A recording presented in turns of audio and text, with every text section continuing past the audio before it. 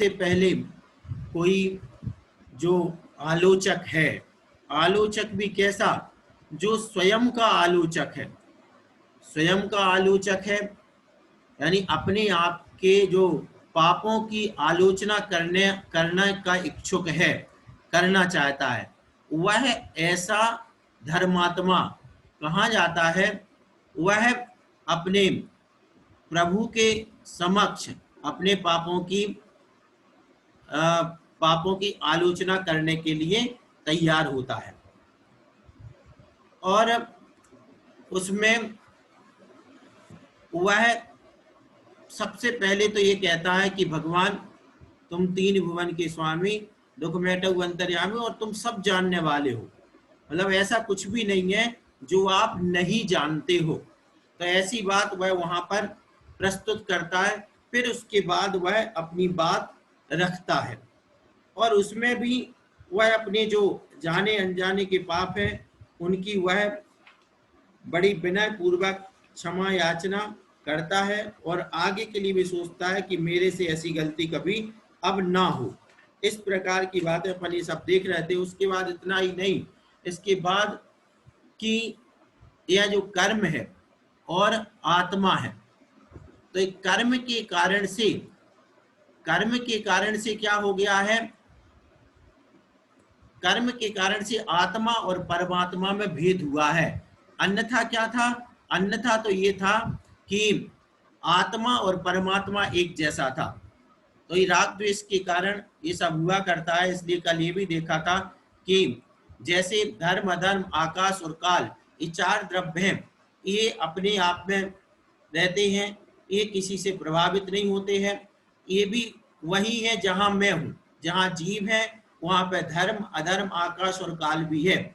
लेकिन ये जो द्रव्य हैं ये राग द्वेष नहीं करते हैं, और राग द्वेष नहीं करते हैं तो ये प्रभावित भी, राग द्वेष नहीं होते तो ये कर्म से भी नहीं बंधते हैं। ये चीज अपन ने कल देखी थी।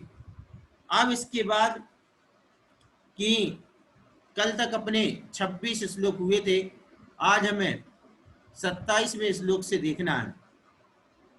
27वां श्लोक है। अभी हमारा भी शायद मुझे लगता है शेयरिंग सिस्टम मुश्किल चल रहा, तो मैं अब आज सीधे ग्रंथ से देखता हूँ। आप लोग जिनके पास ग्रंथ हो वो देख लेना।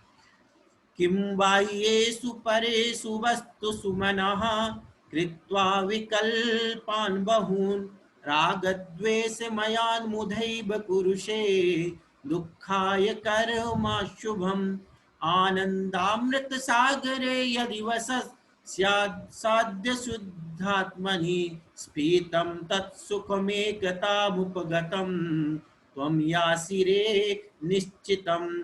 क्या कहा, रे मन, तू बाह्य पदार्थों में बहुत से राग द्वेष रूप विकल्पों को करके व्यर्थी दुख के कारणीभूत अशुभ कर्म को क्यों करता है। यदि तू एकत्व अद्वैत भाव को प्राप्त होकर आनंद रूप अमृत के समुद्र भूत शुद्ध आत्मा में निवास करे तो निश्चय से ही महान सुख को प्राप्त हो सकेगा। अब क्या राग द्वेष विकल्प की बात चल रही है, तो आचार्य महाराज कह रहे हैं अपनी आत्मा को संबोधित करते हुए कि जो बाह्य पदार्थ हैं इनमें राग द्वेष रूप विकल्प करके, राग द्वेष रूप विकल्प करके क्या कर रहे हो, व्यर्थी दुख के कारणभूत कर्मों का बंद कर रहे हो, अशुभ कर्म का बंद कर रहे हो। इससे क्या होगा, आत्मा को दुख प्राप्त होगा। यदि एकत्व भाव को प्राप्त होकर, अद्वैत और एकत्व की बात है, यानी एकत्व यानी मैं सिर्फ हूं, दूसरा कोई नहीं है, यानी ये मेरा नहीं है, कर्म मेरे नहीं है, नौकर्म मेरे नहीं है, कुछ भी मेरा नहीं है, ऐसा जो एकत्व भाव है, ऐसे एकत्व भाव को प्राप्त होकर आनंद रूप अमृत के समुद्र शुद्ध आत्मा में निवास करे। अगर आत्मा ऐसा हो जाए कि एक, बस मैं एक हूं और मेरा कोई भी नहीं है, तो फिर वह क्या कर सकता है, ये अमृत का समुद्र जैसा है। अमृत का समुद्र का मतलब क्या होता है, जैसे कभी आपने देखा हो, कभी जैसे वो लाड़ू बनता, लाड़ू प्योर शक्कर ही शक्कर का होता है, चीनी का, अब उसको आप कहीं से भी खाओ वो कैसा होगा, मीठा ही मीठा होगा। क्यों? क्योंकि उसमें एकत्व है, यानी सिर्फ और सिर्फ शक्कर ही शक्कर है, एकत्व एक ही है। और उसमें अगर आपने थोड़ा बेसन मिला दिया या कुछ भी मिलाया तो क्या हो जाएगा, टेस्ट बदल जाएगा, दो का टेस्ट आने लगेगा। तो वो टेस्ट नहीं चलेगा। अगर सुख ही सुख चाहिए तो अपने जैसे महाराज भी बताते हैं लाड़ू के बारे में कि शक्कर ही शक्कर का शुद्ध बना करके, क्यों? क्योंकि मीठा ही मीठा, निर्वाण सुख कैसा है, मीठा, आनंद परक है, आनंद ही आनंद है, कहीं से भी कोई अन्य स्वाद नहीं है उसमें। तो जब कोई आत्मा एकत्व में लीन हो जाता है तब फिर उसको जाकर के ऐसा ये हुआ करता है। तो अपन को ये समझना है कि जो द्वैत भाव अपना चल रहा है, द्वैत भाव का मतलब ये होता है कि यह जो आत्मा है, यह आत्मा क्या कर रहा है, दो बन गया, मतलब ये स्वयं भी है और ये भी मेरा है। मतलब द्वैत से आगे भी निकल सकते हैं, 3 4 5 जितने चाहे भी, जितने अपने वो हों। तो ये सब चीजें आत्मा को रुलाने वाली हैं, कर्म बंद कराने वाली हैं, इसको कोई भी नकार नहीं सकता। जैसे ही आपको एक उदाहरण सुनाते हैं, कभी आपने देखा हो कि एक उदाहरण से बताते, एक राजा था, वो राजा बीमार हो गया। अब बीमार हुआ तो उसको बहुत तकलीफ थी। अब तकलीफ इतनी थी कि थोड़ी सी आवाज भी आती तो वह राजा क्या, उसको बहुत दिक्कत होती थी, बहुत परेशानी होती थी। अब क्या हुआ कि जैसे मतलब उसने क्या, जो रानी थी वो सेवा कर रही थी, तो सेवा कर रही थी तो वो बड़े देर से गौर किया उसने कि मैं जैसे राजा की सेवा करती हूँ, अब मैंने इतनी सारी चूड़ियां पहन रखी हैं तो ये चूड़ियों की आवाज आती है और राजा को तकलीफ होती है आवाज से। अब उसने क्या किया कि चूड़ियां उतार दी और मात्र एक एक हाथ में एक एक चूड़ी रखी। अब क्या हुआ, अब आवाज बंद। तो राजा को लगा कि क्या हुआ भाई, रानी चली गई। तो रानी ने कहा नहीं, अभी क्या था कि अभी आपको तकलीफ हो रही थी मेरी चूड़ियों की आवाज से, अब मैंने एक एक चूड़ी कर ली है और एक चूड़ी में खनक होने वाली नहीं है, एक चूड़ी में न खनखनाहट होने वाली है ना आवाज होने वाली है, तो आपको आराम मिले, इसलिए मैंने। तो एकत्व जहां है, एक सिक्का अगर जेब में है तो वो खनकने वाला नहीं है, और एक से ज्यादा करोगे तो खनक होना है कि नहीं। तो ब्रह्म जो स्वरूप जो होता है, आत्म स्वरूप होता है, वह में एकाकी एकत्व लिए वाला हुआ करता है। और ये निश्चित है कि संसार से मोक्ष की ओर जाने वाला रास्ता ये है। अब हमारा पुरुषार्थ है और होनहार है, जब होगी तब होगी। मतलब अपन को जैसे मान के लो आज समझ में नहीं आए, मोक्ष मार्ग समझ में नहीं आया, मोक्ष समझ में नहीं आया, ये अपनी ठीक है, अपनी अभी होना नहीं है वो समझ में नहीं आएगा, लेकिन जिस दिन कल्याण होना होगा वो यही रास्ता है, उस दिन इसी रास्ते से ही जाना पड़ेगा। कई बार अपन ने देखा कोई व्यक्ति अपना जो हितैषी कुछ भी होता है वो समझाता है, वो बात अपन को समझ में नहीं आती, फिर अपन बाद में कहते हैं अरे यार तुमने सही कहा था, अगर वो बात मान ली होती तो अभी तक तो हम यहाँ पहुंच जाते, अभी तक तो हम यहाँ पहुंच गए होते। तो ये चीज कब होती है, इसी प्रकार से ये जो मोक्ष का रास्ता है, मोक्ष मार्ग है और जो इसकी पद्धति है वह निश्चित है। क्योंकि हम अपने इस संसार में इतने रचे पचे हैं कि अपन को वो चीज समझ में नहीं आती है, लेकिन समझ में तो अच्छे अच्छे लोगों के भी आ जाती है। ये कभी हमने देखा उस पर फेसबुक पे, नाम हम तो क्या, कि विदेशी नाम है तो वो अपन को वैसे याद नहीं होते ज्यादा, कि मतलब अपार संपत्ति की एक स्वामिन कोई लड़की टाइप से है। अब उसको आप देखो, वो लिखती है हमारे पास एक गाड़ी, हमें एक कदम भी पैदल नहीं चलने के लिए जो गाड़ी चाहिए वो गाड़ी है, पैसे का अपार है, डॉलर भरे पड़े हैं, इतने नौकर हैं, इतने चाकर हैं, खाने के लिए जो चाहूँ वो खाऊं, लेकिन वो कैंसर से ग्रसित है, कैंसर हो गया उसको, लेकिन अब मेरी जिंदगी इस ये जो चारपाई यानी कुर्सी पर है, चारपाई तो हो गई, मतलब जो चारपाई कुर्सी में भी चारपाई, तो कुर्सी एक व्हील चेयर, सॉरी हाँ व्हील चेयर पर है, इसके आगे मेरी जिंदगी नहीं है। और अगर मुझे यहाँ से बरामदे तक भी जाना है तो उसको खिसका करके, इस तरीके की बड़ी तकलीफ भरी उसने बात लिखी और लिखती के इसके ये आज मुझे सत्य का एहसास हो रहा है कि मेरा मैं ही हूँ और कोई नहीं है। और ये अपन सब देखते रहते हैं। तो इस प्रकार से ये दुनिया है, संसार है, स्थिति है। जब जिस जाके पैर न फटी विवाही वो क्या जाने पीर पर आई। तो जब संकट आता है तभी पता चलता है सच्चाई का कि वास्तविकता क्या है। उसके पहले अपन को ऐसा लगता है कि अब बातें तो करते रहते हैं, ये सब उपदेश हैं। और ये सबके साथ होता है, ये मत सोचना आप कि अपन सबके साथ होता है। अब जिनके बहुत भवों के अभ्यास हो चुके हैं और जिनकी होनहार निकट आ गई है उनका कल्याण होता है, और बाकी लोग अभी अपन जैसे लोग जो हैं वे भूमिका बना रहे हैं। और ये भूमिका निश्चित रूप से बनेगी तो कभी ना कभी ये भी फलीभूत होगी होगी, ये मान के चलें। इसलिए यहाँ पे ये कहा कि बाह्य पदार्थों से ममत्व नहीं रखो, बाह्य पदार्थों में अपनी बुद्धि मत ले जाओ, नहीं तो तुम दो हो जाओगे। और दो होते ही साथ फिर वो कर्म कहता है जो अकेला है उसको मैं बंधूंगा नहीं। देखना, अकेले को बंधूंगा नहीं, और डबल हो जाएगा तो फिर छोड़ूंगा नहीं। मतलब कर्म की बड़ी विचित्र स्थिति है। कर्म कहता है जैसे तुमने राग द्वेष किया मैं चिपक जाऊंगा, आप अकेले बैठे रहो, मैं अकेला बैठा हूं, मैं कुछ नहीं कहूंगा। लेकिन जैसे ही आपने राग द्वेष किया, किसी का आश्रय लिया, तो वो तुरंत चिपकता है। धर्म द्रव्य, धर्म द्रव्य अकेला रहता है, किसी से कोई न राग करता न द्वेष, कुछ नहीं करता है, तो वो वहीं पड़ा रहता है और वहीं पुद्गल पड़ा रहता है। वो चिपकता नहीं, पुद्गल को नहीं चिपकता है। क्यों? वो कहता है ये अकेला बैठा हुआ है शांति से, इसको हम कुछ नहीं कहेंगे। और जीव क्या करता है? जीव करता है, जीव चलाता है। जीव क्या करता है? जीव चलाता है। जीव चलाएगा तो फिर वो जीव चलाएगा तो फिर दांत तो टूटेंगे, सही है क्या नहीं? जीव चलाएंगे तो दांत टूटेंगे। तो इसलिए ये सारी बात है। इसलिए बहुत सरल है कि मतलब एकत्व में आना चाहिए। वह आनंद के अमृत का समुद्र जैसा है जिसमें एकत्व में आत्मा का सुख ही सुख होता है, दुख नाम की कोई चीज नहीं हुआ करती है।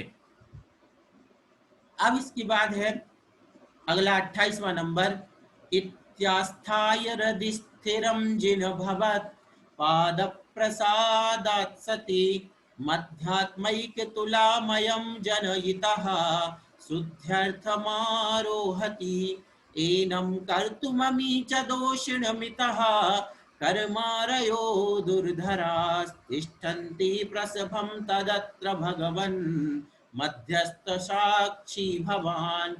क्या कह रहे हैं कि हे जिन हृदय में इस प्रकार का स्थिर विचार करके यह जन शुद्धि के लिए आपके चरणों के प्रसाद से निर्दोष अध्यात्म रूपी अद्वितीय तराजू यानी कांटे पर एक ओर चढ़ता है, दूसरी ओर उस सदोष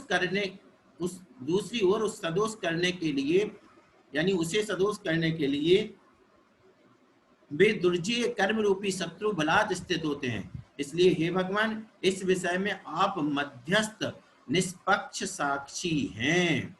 क्या कहा? हे जिनेंद्र भगवान, हृदय में इस प्रकार विचार कर लिया है मैंने, अब उसके बाद शुद्धि के लिए आपके चरणों के प्रसाद से अध्यात्म रूपी अद्वितीय तराजू के एक ओर तो मैं हूं, मतलब मैं आत्मा में स्थिर हूं, दूसरी ओर मुझे उससे सदोष करने के लिए, अब मुझे दोष गुण बनाने के लिए कर्म रूपी शत्रु बलात् स्थित हो जाते हैं। इस विषय में आप मध्यस्थ, यानी मैं तो ठीक हूं भगवान, मैं कछु नाई की योजी बिन कारण जगबंध बहुविधि बैर लिए हुए, मैं कुछ नहीं किया, मैं अपनी आत्मा में, और ये दूसरे कर्म क्या हो रहे हैं, ये आ रहे हैं, और दूसरी साइड से कर्म भारी हो रहे हैं। कितनी बड़ी बात कह रहे हैं। और भगवान आप कैसे हो? आप मध्यस्थ हो, आप साक्षी हो, आप ना इस तराजू पे हो ना उस तराजू पे, ना मेरी तरफ हो ना कर्मों की तरफ हो, आप तो सिर्फ ज्ञाता दृष्टा हो। तो यहाँ पे क्या कहना चाह रहे हैं कि दूसरी ओर सदोष करने के लिए, मुझे दोषपूर्ण बनाने के लिए, मुझे संसार में भटकाने के लिए, बंधन में डालने के लिए एक कर्म क्या हो रहे हैं, जबरदस्ती मेरे साथ चिपक रहे हैं। और आप निर्दोष हो और आप कैसे हो, मध्यस्थ हो, साक्षी हो। यानी इसका मतलब आप जो बिल्कुल देख रहे हो, देखो मैं कुछ नहीं कर रहा हूं, फिर भी एक कर्म आकर के मुझे दोषी बना रहे हैं। मैंने कुछ नहीं किया, बस ये मुझे दोषी बना रहे हैं। ये असली में क्या है, ये वास्तविक भक्ति है। जैसे ये अपन बोलचाल में बात करते हैं कि मैंने कुछ नहीं किया, ऐसा हो गया, वैसा हो गया। भगवान के साथ भी जब खुला हुआ भक्त है, वो भी ऐसे कहता है मैंने कुछ नहीं बिगाड़ा भगवान, मैं अपने आप में था, एक कर्म आकर के मुझे चिपक गए हैं। तो ऐसी बात भगवान से बात चल रही उसकी भक्त की, ये अपनत्व की निशानी है, या ये सच्चाई नहीं है। ध्यान रखना, सच्चाई क्या है, इसने अपन ने खुद ने राग द्वेष करके कर्मों को बुलाया है। सच्चाई तो क्या है, हमने खुद ने, कर्म तो नहीं तो अपनी जगह थे, वो थोड़ी जबरदस्ती चिपकते हैं। लेकिन एक बात करने का तरीका, मतलब कि भगवान मैंने कुछ नहीं किया, ये कर्म मुझे परेशान कर रहे हैं। तो इसको उस नजरिए से देखो, बातचीत के नजरिए से। इसमें आप सत्य पर जाओगे तो ये गाथा श्लोक झूठा हो जाएगा। अगर सत्य पे जाओगे तो क्या हो जाएगा, झूठा श्लोक। सत्य पे जाओगे तो वो स्तुति झूठी हो जाएगी। कौन सी स्तुति, जहां पे अपन कहते हैं कि बिन कारण जगवंद बहुविध बेरली हुई, ये मैं कछु नाई की हो जी। अब बताओ, मैं कछु नहीं की हो जी तो कर्म अपने आप चिपकते हैं क्या? अगर अपन ने नहीं किया तो फिर तो कर्म धर्म द्रव्य को भी चिपक जाते। तो नहीं, ये स्तुति की भाषा है, ये बातचीत की भाषा है, अपनत्व की भाषा है। इसमें ये मत समझ लेना, तो मतलब एक इसका भाव समझते हुए अपन इसको समझें। तो इसलिए भगवान इस विषय में, आप तो साक्षी हो, आप देख ही रहे हो कि हमने कुछ नहीं किया, एक कर्म आकर के मुझे परेशान कर रहे हैं। इस प्रकार से सरल सी बात है। आगे चलते 29वां नंबर श्लोक। द्वैतम संस्कृतिरेव निश्चयवसात्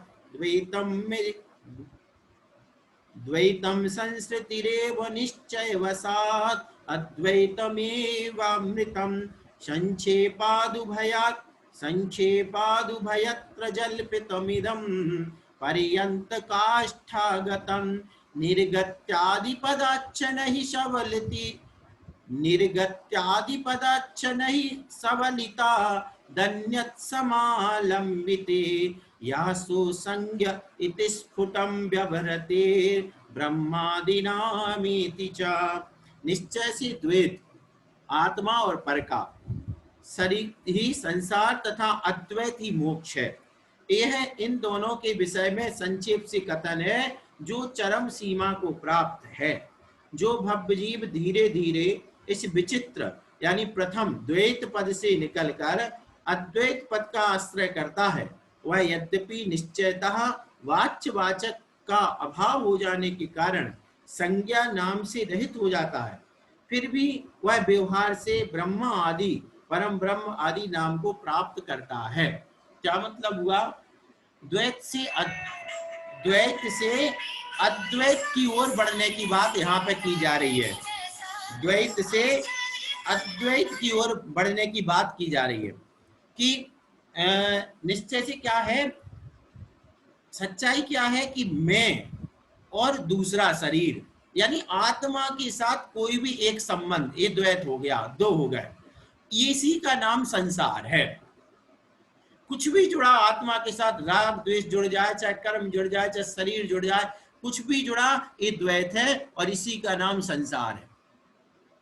और अद्वैत हो जाना मतलब एक वचना, सिर्फ आत्मा, वो क्या है, अद्वैत है और उसी का नाम भगवान है, उसी का नाम मोक्ष है।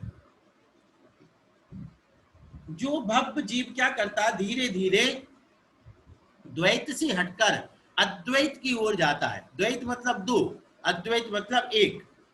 तो द्वैत से हट करके अद्वैत की ओर जाता है और उसका आश्रय करता है, तो वहां पे वाचक का भाव सब खत्म हो जाता है। यानी ये भी खत्म हो जाता है कि कौन भगवान है कौन भक्त है, कुछ भी नहीं है, वह एकत्व में चला गया। अब वह स्वयं भगवान बन रहा है, वहां पर कोई संज्ञा नहीं रह जाती है। संज्ञा का मतलब जैसे मान के चलो, अगर आचार्य विद्यासागर महाराज जी आत्मा में ध्यानस्थ हैं, तो उस समय वे ना आचार्य विद्यासागर है ना कोई नाम नहीं है उनका, वे एकत्व को प्राप्त हो गए, वे एक आत्मा मात्र हैं। फिर भी व्यवहार से, अब देखना, वे, अब वो वास्तव में देखा जाए तो वो अरियंत भी नहीं है, सिद्ध कुछ नहीं है, सब खत्म है, वो सिर्फ एक शुद्ध आत्मा है। लेकिन व्यवहार में उनको अपन नाम दे देते हैं, परम ब्रह्म है, ये है, अरियंत है, जो भी नाम भगवानों के होते हैं वे नाम हम दे दिया करते हैं, ये सब व्यवहार चलाने के लिए है। बाकी महावीर क्या, महावीर, महावीर तो एक पर्याय का नाम था, लेकिन आज हम महावीर भगवान के नाम से, क्यों? क्योंकि अगर हम नाम नहीं रखेंगे तो हम पूजा कैसे करेंगे, अगर नाम नहीं रखेंगे तो हम गुणगान इत्यादि कैसे कर पाएंगे। तो इसलिए ये हमारा लोक व्यवहार चलाने के लिए हमारी व्यवस्था है। वे तो अपनी आत्मिक रूप को प्राप्त हो चुके, वे एक हैं, वे आत्म रूप हैं, उनका ना कोई नाम है ना कुछ नहीं है। लेकिन हमें व्यवहार चलाना है तो हमारे व्यवहार की दृष्टि से, हमारे लोक व्यवहार की दृष्टि से उनको अपन ने क्या दे दिया, ये नाम दे देते हैं ब्रह्मा आदि। इस प्रकार से इसको अपन को समझना चाहिए। और फिर क्या हो जाता है कि मतलब संज्ञा रहित, सीधा सा इन्होंने शब्द क्या दिया है, संज्ञा रहित हो जाता है। और क्या बोलते हैं उसको, संज्ञा रहित, आप लोग जानते हो कि संज्ञा विनिर्मुक्ता, संज्ञा से विनिर्मुक्त हो गए, कोई संज्ञा नहीं बची अब उनकी। संज्ञा मतलब होता है नाम, तो अब उनका क्या नाम है, कोई नाम नहीं है। फिर आप कहोगे कि जो मैंने कहा कि हम महावीर भगवान के नाम से जानते, तो वो क्या है, वो एक हमारा लोक व्यवहार चलाने का तरीका है, माध्यम है। अब इसके बाद में 30, 31, 3, 4 है, कल हो जाएंगे क्योंकि अभी आज इसकी शेयर नहीं हो रही, तो इसको हम यहीं पे आज विराम करते हैं, है ना। पहले जिनवाणी स्तुति करते हैं।